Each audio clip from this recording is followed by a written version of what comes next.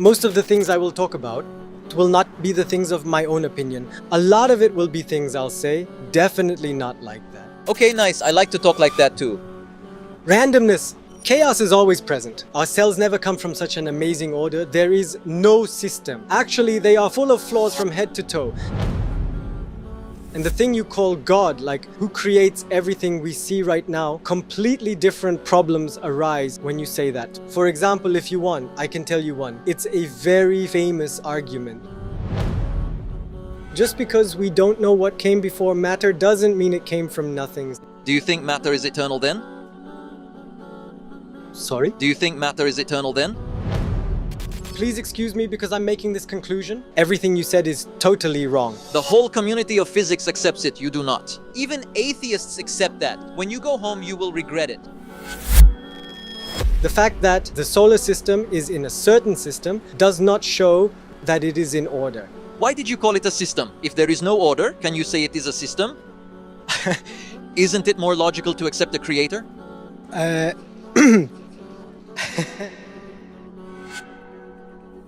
People who watch this will agree with me that we live in a living chaos. Okay, let's see which idea they agree with.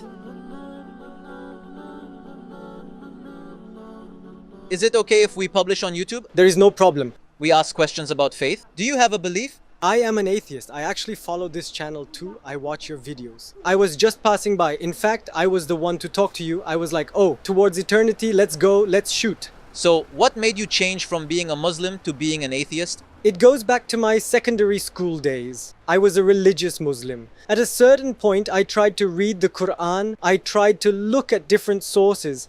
And at some point, things weren't sitting right in my head. I tried to understand both non-believers and believers. I could leave atheism or any other belief tomorrow and think again and say, this idea is more correct. When we look at the Qur'an, this is always present in the verses. أَفَلَا يَتَدَبَّرُونَ الْقُرْآنَ. Do they not then reflect on the Qur'an? The Qur'an says it repeatedly. So Islam is actually a religion that leads you to think.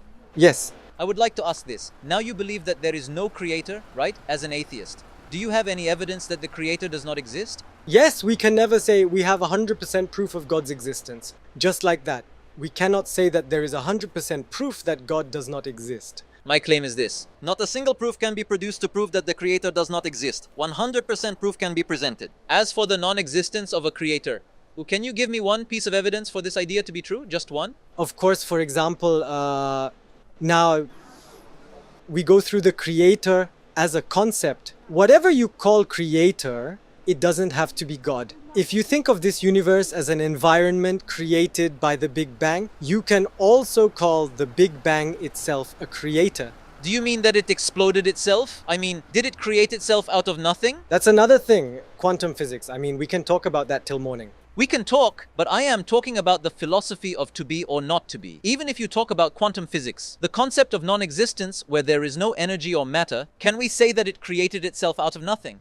I mean, this is a clear question. Can something create itself out of nothing? It's not very relevant to our topic to ask, can something create itself out of nothing? That's the main issue. Did the universe created by a creator? Or did the universe create itself? That's the fundamental question right there. Just because we don't know what was there before, the Big Bang doesn't mean the universe came out of nothing.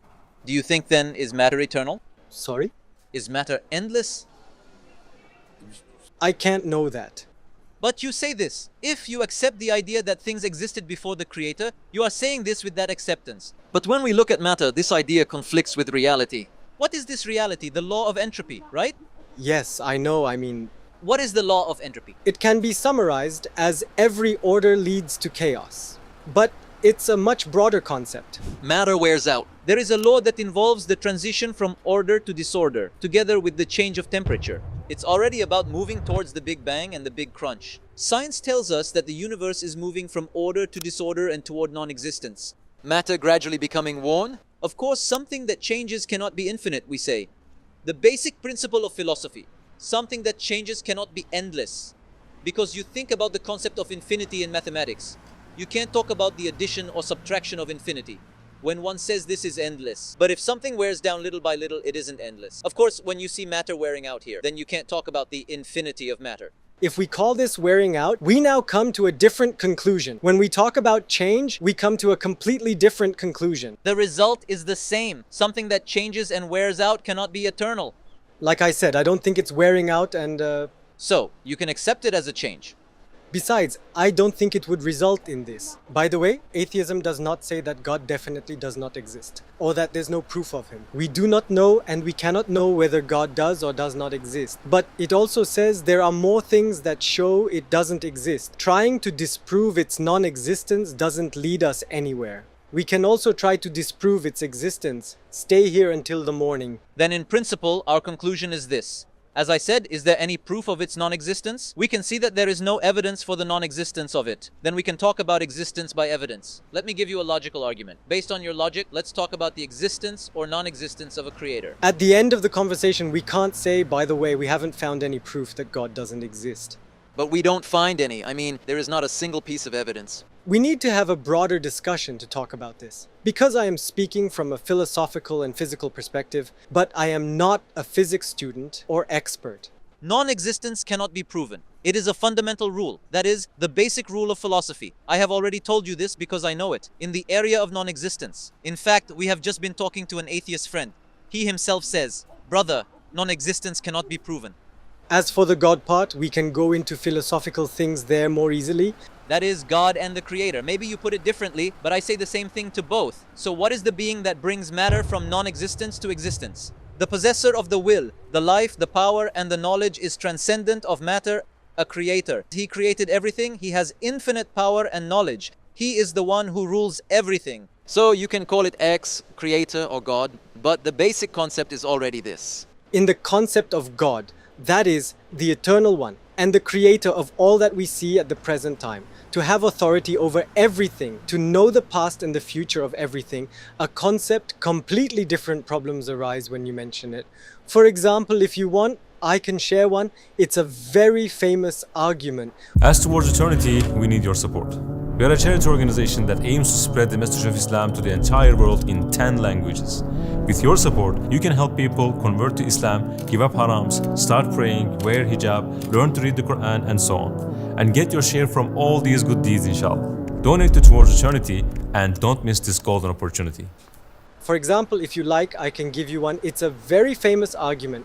The being we call God, the being we call Allah, we say it is perfect, right? So here we can all easily say that he has no faults. Philosophy says, I don't remember the man's name, my memory is not very good at the moment, but he says every action we take comes from a need. So when I walk down this street, I walk to go home. If I drink water, I do it because I'm thirsty and so on. And he says a perfect being does nothing because it is perfect. Let's answer that. First of all, we should normally discuss this topic later because the basic point is this. Is there a creator or not? Basically, this is what the discussion is really about. After the acceptance of a creator, then there will be a discussion of the creator's attributes. Is he perfect? Or God forbid, is he faulty? Etc. Or why did he create the universe? Is he cruel? God forbid, or is he merciful? These are attributes. Attributes are discussed later. You are an atheist. You should not be asking these questions because what is important to you is the boundary between existence and non-existence. And then, if you like, we can move on to the proof. What is a will? What is a need? Are they the same or different? So there are places where they are the same and there are places where they are different. Will is different. Need is different. For example, can you live without drinking water? No. Drinking water is a necessity, a requirement. But for example, a mother stroking her child's head, a will or a need? A mother's stroking of her child is a will. It's a will, not necessity, right? So drinking water is a need, a necessity. But will is the reflection of an attribute. Imagine a super clean person who washes his hands all the time. So they have reached a level of cleanliness. Is cleanliness a characteristic? Yes, it is. So is it a need or a will? I mean, is it a characteristic? We can say this is a will. So being super clean is a will. Then I say this. According to the nature of the person, that is according to their own characteristic, there is a reflection of that characteristic. A rigorous person may wash their hands all the time. The compassion in a mother may make her want to stroke the head of her child. But that does not mean she depends on it. That's why we say, what did you say at the beginning? The argument that a perfect thing does nothing is not a logical argument. Because need is different and will is different. Will is not necessity. For example, are you a generous person? Do you often treat your friend to something? As much as I can. Generosity is characteristic. This quality in you wants to reflect itself. For example, if I tied your hand and prevented you from being generous? Would that be logical? No. It wouldn't be logical, right? The characteristic wants to reflect itself. Just like these examples. Allah has attributes just like the examples of generosity, Pureness and compassion. so the Creator has attributes. Because attributes want to reflect themselves. Allah also wanted to create the universe. It is not necessity. The need to drink water is a necessity. There is weakness. But for Allah, who has infinite power, beyond matter, beyond time, transcendent of a concept such as necessity. Of course, He cannot have a concept like need. Because the need arises when contrast is involved. So you have both strength and weakness. Since you need water, you have to drink it because of the presence of opposites. For Allah, because the opposites are not valid for Him, because the opposite, helplessness, does not apply. But because He has attributes Such as the examples of compassion, generosity, and pureness. Allah is also Al-Qudus. He loves purity, loves being pure, loves cleanliness. He has the attribute of generosity, and Allah is merciful, compassionate. He has the quality of compassion. The same trait in the mother is actually a reflection of that. These attributes manifest themselves through will. He creates the creatures and provides for them with the reflection. He is giving them much, like food, drink, needs. He is cleaning the world under the name of Qudus. For example, when we have a look at forests, when we have a look at the depths of the oceans, we always see the cleansing activity with this reflection. So the creation of creatures is a reflection of Allah's attributes. It is a manifestation will and doesn't show imperfection. Allah is also Subhan, Samad, perfect, faultless. Indeed, weakness cannot be for Allah. That's another logic. Because the opposites are not valid for Him. Where there is no darkness, the light cannot be understood. But as darkness falls, shading is created. Or in the absence of the cold, warmth cannot be understood. When cold interacts with heat, there is a gradation. The best way to define black is in white, in other words. Great, exactly. We are on the same point. Allah is the only God. There is no other like Him. There is no opposite to Him. In places where there is no opposite, you cannot level. If there is no contrast, the concept of need cannot arise. It's a logical contradiction. Need is different, will is different. Allah chose to create with will. He could have chosen not to create at all. It would not have harmed Him. Your last sentences don't really relate to what we've discussed. Because in what we've discussed is about the existence and unity of Allah, and I don't remember about anything that has a character of its own. But I told you from the beginning. You said usually, let's talk about attributes. I said, let's accept a creator. After the acceptance of the creator, let's have a discussion about his attributes. Therefore I said, there is only one God, there is no other God, an infinitely powerful being. If we produce arguments about his existence, it would be more fundamental, because we would deal with atheism. If you want, we can do that, or we can go back to the root of the problem, because we can talk about the qualities I mentioned later. Can I ask a question? I would like to know what you think about issues related to Islam and the teachings of the Qur'an. That is, things that are mentioned in the Qur'an. I'm interested in your thoughts on these issues. What kind of topic are you curious about? Let's talk about it. I can talk for hours, but what I want is this. Like, you're an atheist. First you come to accept existence logically. And then you talk about its qualities and the rules it has sent that can move a person faster and more efficiently, and bring you closer to becoming a Muslim. But it could be like this. I mean, we could also talk about the Quran. But after you answer this, whether you like this judgment or not is only a concept in relation to the will of the Creator. So, a ruling in the Holy Quran that is a reflection of the will of God means that if you don't accept God, there is no one else to whom you can attribute the will. So, we won't reach a conclusion at the end of this conversation. Yes, because we are not on the same level in this and similar arguments. I cannot accept the existence of a God on the basis of these arguments at that moment. We haven't even started to prove it yet. Is that so? You started with the qualities again. I said, let's talk about those qualities for you. You're saying, let's move on to the Quran. Great. I'm saying that because you are an atheist. By the way, when I usually talk about the Quran, most of the things I talk about will not be my own opinion. Many of them will be things I will say. Definitely not like that. Okay, well, I like to talk like that too. Now, if we go back to the basics, let's talk about one piece of evidence for the existence of a creator. I could give hundreds of examples, but I'll concentrate on those with a more physical and mathematical basis. I will talk about a different example. When we look at the universe, we can find the creator in 3 different steps. Firstly, order and measure. Secondly, renewal. Thirdly, purposefulness. First step. We can talk about order and measure like this. Wherever we look in the universe, we see an order and measure. For example, when a person simply looks in the mirror, they can clearly see the existence of an order. When you look at the symmetry in your eyes, your face, when you look at symmetry, when you look at the golden ratio in your body, you can see it very easily. In other words, he can see a symmetry in his face and body, he can see an order. Or when someone studies chemistry, physics, biology, they can again see an order in the universe. When we look at the universe, a solar system greets us. If you look at the sun, it's turning on its axis. The earth rotates on its axis at a speed of 1670 kilometers per hour. At the same time, it orbits the sun at a speed of 108,000 kilometers per hour and continues its regular operation. Similarly, the planets in the solar system, stars, galaxies continue in a perfect system. From atomic particles to galaxies and stars, there is order and measure everywhere. Even when we talk about physics, we talk about physical constants, fundamental constants that are accepted by the whole world. What are they? For example, the gravitational constant or the expansion constant of the universe. These are so finely balanced, so precisely measured, that even a millimeter or a degree of change would disrupt not only the order, but the universe itself. What kind? For example, there is the gravitational constant. What is it? If there is a change of 1 in 10 to the power of 50, it is not just the order that changes. We can't even talk about the earth existing, the universe existing. Similarly, mathematics considers anything above 10 to the power of 50 to be 0, impossible. Or let's look at galaxies. There is an expansion constant. This is at such a delicate level that in the world of physics they are exploring the level of precision. A change of 1 in 10 to the power of 120 causes great chaos in the universe, and we cannot talk about the existence of the universe. It would cause a collapse and we would not be able to talk about order. But it is so sensitive. We are talking about a change of 1/10 to the power of 120. If we look at the number of atoms in the universe, it is even 10 to the power of 80, which is 1 in 10 to the power of 120. You add 120 zeros to 1. That is how much it has fallen. The world of physics clearly accepts the delicate balance of the universe. This is already something observable. Physics agrees on this point, both atheists and deists. And with that, what we are seeing a perfect order. If there is an order, there is a being behind it with knowledge and will who has a preference for order and who has life and power. The universe is also created and ordered, governed by knowledge and will.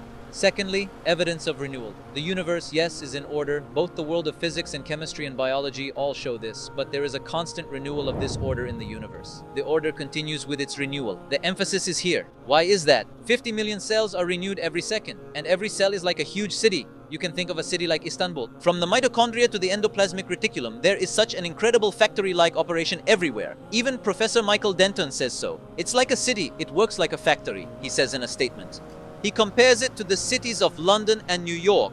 This orderly system is constantly updated. So every second, 50 million Istanbul cities are destroyed and rebuilt inside your body. Or every second, 10,000 red blood cells are created, and these red blood cells continue in a state of war, continue to serve as an army against disease. Then secondly, we will say this. Yes, just as there is a creator who created and organized the universe, that knowledgeable person, together with his will, as Islam says, is in constant control, continuing the order by refreshing. He also continues to operate these rules and laws. The activity of refreshing leads us back to Allah. Thirdly, evidence of purposefulness. What is purposefulness in everything in the universe, from the atom to the quantum world to the stars? There is a purpose in everything. It is purposeful. The presence of purpose is an indication of a being which works through purpose. Let's look at the fly, which plays a perfect role in the ecological balance of the universe. If you look at the bee, the role of the bee is adapted in a very important way. In the same way we can think of all animals, we can think of the living world or the earth within one order on the axis of the sun. There is a purpose behind everything. What is the purpose? Seasons occur, day and night occur, so there is a purpose, a duty. Then we say that purposiveness shows the intention, shows the will. If there is intention, if there is will, then behind that there is a creator with will, we say. Let's look at archaeological studies. Let's say we found a needle or a fork. Let's say we found a tool. What do we say right away? Here lived a man, lived a humanity, we say, right? Yes. One person says this directly. Even if it is a small object like a needle or a fork, we accept it immediately. Why? Because we say there is a purpose here. Even a fork is made for a purpose, even if I don't see the community behind it. There is someone who works with purpose, who has knowledge, will, power, and life, I say. Immediately a scientific study is done. It is an archaeological work. I say that in the universe, from the smallest to the largest, because there is a purpose in everything.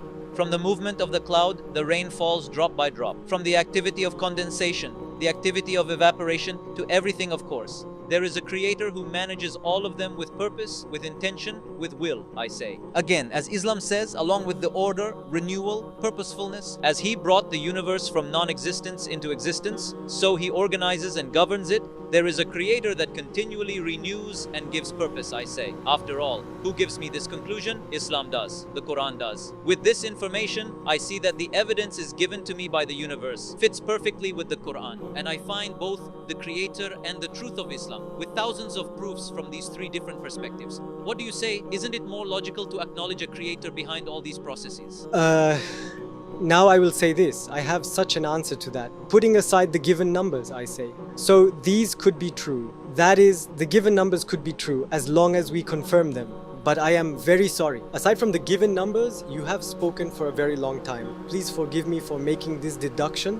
I listened very carefully. However, everything you said outside of those numbers is completely wrong. On the universe, on human biology, these three conclusions from the very first deduction to the last were definitely wrong. So are you saying that you stand alone against the whole physics world? So you are against the whole physics world. Can we declare it that way? As the whole physics world says, I also say the universe is not in an order as it is claimed, but in enormous chaos. Which scientist says this? I mean the one I just mentioned. You can look up the data I provided on Google, our friends can check. It goes by the name of physical constants. And if we look at the formulas that we work with, those who study physics, maybe biochemistry, have dozens, hundreds of formulas to memorize. Where there is a formula, can we talk about chaos? Of course we can talk. The physical world and the explanations all acknowledge that there is an order. Even if we look at the most famous atheist professors, even they do not object. They even make such an admission. You can research this as well. Theists, that is, believers, present, in our opinion, the strongest argument is this argument of order, they say. This is the argument that is given by the physical constants. They say this. Yes, they really came with concrete evidence that is visible. That is indeed the strongest argument, they say. The entire physical world agrees. You do not. What you mentioned, that is, the whole physical world, the universe is completely in order, and the argument that claims that it is recognized is also wrong. I am also a researcher, a reader, not a real physics authority has ever claimed. There is a wonderful order in this universe. The one we are in, the life we are in, the solar system, being in a particular system does not prove that it is ordered. Then, why did you call it a system? Can you call it a system if there is no order? When we look at the universe now as mortal humans, that is, people who live about 70 years, our concept of time is not the same as that of the universe. For the universe, we live a life of 10,000ths of a microsecond. Okay, what does this change? Right now, in a 70-year period, or within a 100,000-year period, what you are observing, the sun may appear to be standing still, but that does not mean that it is standing still. According to the Qur'an, it travels in a fixed term, says the Qur'an. Research and observation have also confirmed this. In addition to the one that we are in, the Milky Way galaxy, and many other galaxies like it in the universe, are not moving forward in a perfect order, like the beads of a rosary. They are not moving forward in a perfect order. What data are you using to say that? Because what I'm talking about, look, I'm a Muslim, but the arguments that I give you, the ones that I present, are from atheist scientists, Christian scientists, Muslim scientists. So I talked about observation. Let me even tell you about confessions. The most famous scientists, I'm talking about those from the world, they support what I'm saying. When you go home, you will regret saying these things. Because even atheists accept that. Forget about time, this has been true since the universe began to exist. So, the laws of physics we are talking about from the very beginning of the universe to the present day, this ordered system has continued. So I am not talking about a limited period of time. I mean, you will really regret it when you go home. Honestly, I don't think so. The scientific authority accepts it. Also, you can do this at home. All of you can go and check. We can put it on the screen for you to see. Physical constants. There's no need to put it on the screen at all.